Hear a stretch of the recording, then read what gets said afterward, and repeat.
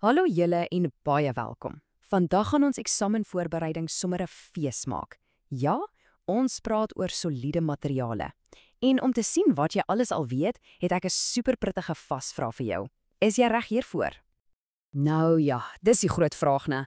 Is jy gereed, reg om daai brein van jou bietjie te laat werk, jou kennis te wys en 'n regte kampioen te word? Ek dink so. Kom ons spring sommer dadelik weg.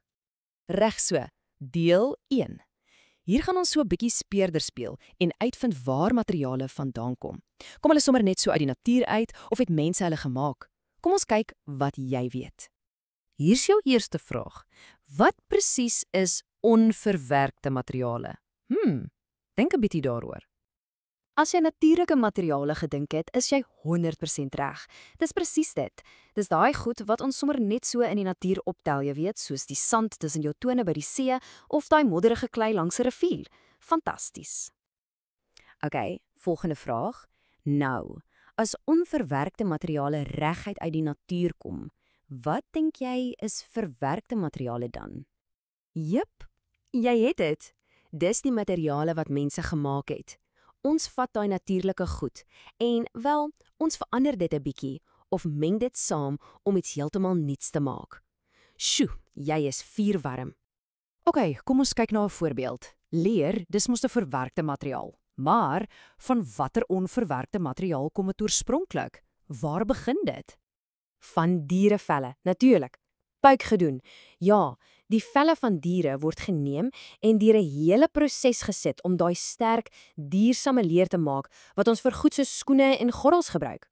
Reg so. Nou, wat van die papier in jou skoolboek? Dit voel mos glad nie of dit van buite afkom nie, nê? Maar waar dink jy begin papier se storie? Jy's reg. Dit begin as hout en plantvesels. Dink net daarin. Die bladsy waarop jy skryf was eers deel van 'n groot, sterk boom. Dis nogal ongelooflik, né? OK, hier's 'n bietjie van 'n moeilike een, so luister mooi. In daai hele proses om papier te maak, word klein houtstukkies met chemikalieë gekook. Wat noem ons daai amper soeperige pap wat dan vorm? Die antwoord is pulp. Dis reg, pulp. Dis is 'n houtveselsop waaruit papier gebore word. Wow, fantasties gedoen. Jy het sopas deel 1 van ons vasvraag kaf gedraf. Reg, is jy gereed vir deel 2? Hier gaan ons nou kyk na die eienskappe van materiale. Jy weet, wat maak hulle spesiaal? Wat maak iets sterk of sag of buigsaam? Kom ons vind uit. OK, eerste vraag vir die ronde. Dink 'n bietjie aan die verskil tussen 'n harde klip en 'n sagte spons. Watter eienskap, watter woord sê vir ons hoe moeilik dit is om 'n materiaal te krap of 'n duik daarin te maak? Jy het dit. Ons praat van hoe hard of sag iets is. Dink net daaraan. 'n Diamant is een van die hardste goed op aarde. Jy kan dit glad nie krap nie. En 'n kussing? Dis natuurlik heerlik sag. Maklik, né? Reg, kom ons gaan aan. Wat van goed wat kan buig? As jy 'n materiaal kan vat en dit kan buig sonder dat dit breek, watter eienskap is dit? Jy's heeltemal reg. Dis die verskil tussen styf en buigsaam. 'n Houtliniaal is lekker styf, né? As jy hom te ver probeer buig, dan breek hy. Maar 'n rekkie, daai is super buigsaam. Jy kan hom trek en buig en hy spring sommer net weer terug in plek. So kom ons dink 'n bietjie prakties. As jy iets bou, en dis baie belangrik dat daai ding glad nie buig nie. Watter soort materiaal gaan jy kies? 'n Stywe een of 'n buigsame een? Sonder twyfel 'n styf materiaal. Dink byvoorbeeld aan 'n fietseraam. Jy wil hê daai ding moet sterk en styf wees, sodat dit jou kan dra sonder dat dit in die middel buig. Uitstekend gedink. OK, laaste vraag. Dis 'n reënerige dag en jy wil buite gaan speel. Jy trek jou reënjas en gomstewels aan om droog te bly. Watter spesiale eienskap het daai materiaal wat die water weghou?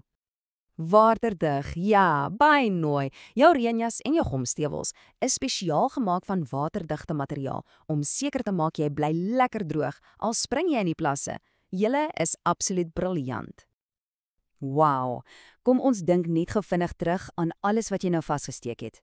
Ons het gepraat oor onverwerkte teenoor verwerkte materiale, ons het gekyk na hard en sag, ons het gesels oor styf en buigsaam, en laastens waterdigte materiale.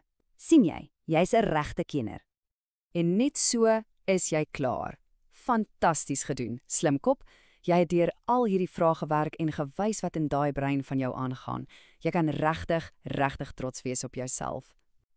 Nou ja, van my kant af wil ek net sê, baie sterkte met die eksamen. Gaan in met 'n groot glimlag, want na vandag weet ek jy is meer as reg hiervoor. Totsiens!